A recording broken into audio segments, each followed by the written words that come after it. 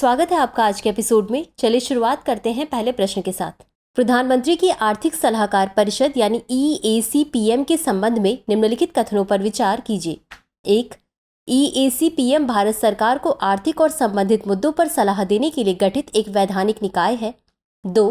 NITI Aayog EAC-PM के लिए nodal agency के रूप में कार्य करता है। 3. EAC-PM की नियुक्ति हर 3 साल में की जाती है तथा इसमें एक अध्यक्ष और 4 अन्य सदस्य होते हैं।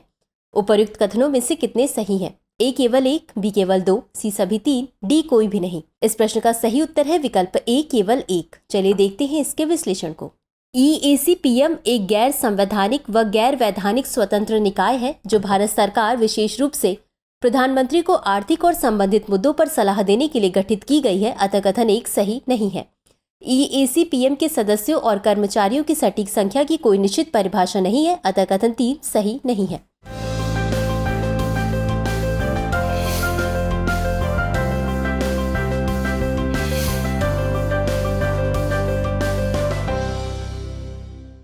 अगला प्रश्न है, हिंदुस्तानी संगीत की शैलियों के संबंध में निम्नलिखित में से कौन सा या कौन से कथन सही है या सही है? 1. ठुमरी पूर्वी भारत में गायन की एक अद्भुत और कामुक शैली है। 2. टप्पा का विकास उत्तर पश्चिम भारत के ऊंट सवारों के लोकगीतों से हुआ है। 3. गजल विरह की पीड़ा तथा प्रेम की सुंदरता दोनों की काव्यात्मक अभिव्यक्ति है। नीचे दिए गए कूट का उपयोग करके सही उत्तर चुनिए। A केवल 1 और 2, B केवल 2 और 3, C केवल 1, D 1, 2 और 3।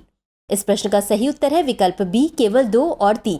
बता दें कि ठुमरी उत्तर भारत में गायन की एक अद्भुत और कामुक शैली है। यह भक्ति आंदोलन से प्रेरित भक्ति साहित्य पर आधारित है। अतः कथन 1 सही नहीं है। अगला प्रश्न है, निम्नलिखित कथनों पर विचार कीजिए। 1. भारत नेपाल चीन सीमा पर स्थित लिम्पियाधुरा लिपुलेख और कालापानी भारत द्वारा प्रशासित है। 2. सुगौली की संधि 1816 में अनुच्छेद 5 के आधार पर काली नदी के पूर्व का क्षेत्र नेपाल के शासकों की संप्रभुता से छीन लिया गया था। उपर्युक्त कथनों में से कौन सा या कौन से सही है? यह सही है। A केवल 1, B केवल 2, C 1 और 2 दोनों, D न तो 1 और न ही 2। इस प्रश्न का सही उत्तर है विकल्प C 1 और 2 दोनों। अगला प्रश्न है, निम्नलिखित कथनों पर विचार कीजिए। 1. डी फेक नकली सामग्री बनाने और परिष्कृत करने के लिए जनरेटर एवं डिस्क्रिमिनेटर जैसे एल्गोरिदम का उपयोग करता है। 2. जनरेटर और डिस्क्रिमिनेटर एल्गोरिदम का संयोजन एक जनरेटिव प्रतिकूल नेटवर्क बनाता है। उपर्युक्त कथनों में से कौन सा या कौन से सही है? यह सही है। A केवल 1, B केवल 2, C 1 और 2 दोनों, D न तो 1 और न ही 2। इस प्रश्न का सही उत्तर है विकल्प C 1 और 2 दोनों। अगला प्रश्न है, उपभोक्ता खाद्य मूल्य सूचकांक यानी CFPI के संबंध में निम्नलिखित कथनों पर विचार कीजिए। 1. CFPI एक परिभाषित जनसंख्या समूह द्वारा उपभोग किए जाने वाले खाद्य उत्पादों की खुदरा कीमतों में बदलाव का एक उपाय है। 2. CFPI को केंद्रीय सांख्यिकी कार्यालय द्वारा 3 श्रेणियों ग्रामीण, शहरी और संयुक्त के लिए जारी किया जाता है। 3. विश्व स्तर पर खाद्य मूल्य सूचकांक अंतर्राष्ट्रीय श्रम संगठन द्वारा जारी किया जा रहा है। उपर्युक्त कथनों में से कितने सही हैं? A केवल 1, B केवल 2, C सभी 3, D कोई भी नहीं। इस प्रश्न का सही उत्तर है विकल्प B केवल 2।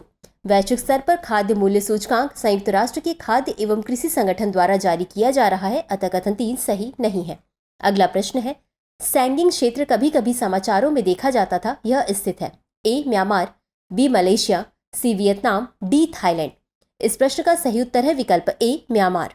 सैगिंग क्षेत्र वर्ष 2021 म्यांमार तख्तापलट के बाद सैन्य शासन के विरुद्ध सशस्त्र क्रांति के केंद्र में है। सैगिंग क्षेत्र म्यांमार के उत्तर पश्चिम में स्थित एक प्रशासनिक क्षेत्र है। इसकी सीमा नागालैंड और मणिपुर राज्यों से लगती है। भौगोलिक दृष्टि से यह शान राज्य के बाद म्यांमार का दूसरा सबसे बड़ा राज्य है। अगला प्रश्न है, निम्नलिखित में से किस बंदरगाह की परिकल्पना अंतर्राष्ट्रीय उत्तर दक्षिण परिवहन गलियारे के हिस्से के रूप में की गई है? 1. बंदर अब्बास, 2. बंदर ए अंजाली, 3. अस्त्रखान, D कोची। नीचे दिए गए कूट का उपयोग करके सही उत्तर चुनिए। A केवल 1 और 2, B केवल 2 और 3, C केवल 1, 2 और 3, D 1, 2, 3 और 4। इस प्रश्न का सही उत्तर है विकल्प C केवल 1, 2 और 3।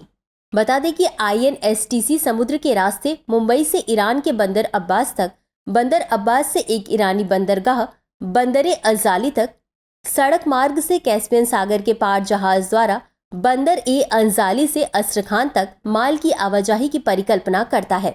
अगला प्रश्न है, निम्नलिखित कथनों पर विचार कीजिए। 1. डेबिट और क्रेडिट कार्ड दोनों कार्ड धारकों को नकदी प्रदान करने की अनुमति देते हैं। 2. क्रेडिट कार्ड केवल बैंकों द्वारा जारी किए जाते हैं। उपर्युक्त कथनों में से कौन सा या कौन से सही है या सही है? ए केवल 1, बी केवल 2, सी 1 और 2 दोनों, डी ना तो 1 और न ही 2। इस प्रश्न का सही उत्तर है विकल्प ए केवल 1। बता दें कि क्रेडिट कार्ड बैंकों, स्टोरों या अन्य वित्तीय संस्थानों द्वारा जारी किए जा सकते हैं, अतः कथन 2 सही नहीं है। अगला प्रश्न है, आदर्श आचार संहिता यानी MCC के बारे में निम्नलिखित कथनों पर विचार कीजिए। 1. स्वतंत्र एवं निष्पक्ष चुनाव संविधान की मूल संरचना का हिस्सा है। 2. आदर्श आचार संहिता के उल्लंघन पर पीड़ित पक्ष कोर्ट से राहत मांग सकता है। 3. भारतीय चुनाव आयोग यानी ECI चुनाव चिन्ह, आरक्षण और आवंटन आदेश 1968 के तहत किसी राजनीतिक दल की मान्यता निलंबित कर सकता है। उपर्युक्त कथनों में से कितने सही है? ए केवल 1, बी केवल 2, सी सभी 3, डी कोई भी नहीं। इस प्रश्न का सही उत्तर है विकल्प बी केवल 2। बता दें कि आदर्श आचार संहिता कानूनी रूप से लागू करने योग्य नहीं है, इसलिए संहिता के उल्लंघन के लिए अदालत से कोई राहत लेना संभव नहीं है, अतः कथन 2 सही नहीं है। तो चलिए इसी के साथ अंत में देखते हैं आज के अभ्यास प्रश्न को। अंतिम जमानत के संबंध में निम्नलिखित कथनों पर विचार कीजिए। 1. नियमित या अग्रिम जमानत देने का अधिकार रखने वाली अदालतों को अंतरिम जमानत देने का भी अधिकार है। 2. अंतरिम जमानत शब्द को आपराधिक प्रक्रिया संहिता 1973 में परिभाषित नहीं किया गया है। उपर्युक्त कथनों में से कौन सा या कौन से सही है या सही है? ए केवल 1, बी केवल 2, सी 1 और 2 दोनों, डी ना तो 1 और न ही 2। इस प्रश्न का उत्तर कमेंट बॉक्स में जरूर दें। आज के लिए बस इतना ही। धन्यवाद। डियर व्यूअर्स, अपने एग्जाम की तैयारी को और बेहतर करने के लिए हमारे चैनल को लाइक, शेयर और सब्सक्राइब करना न भूलें।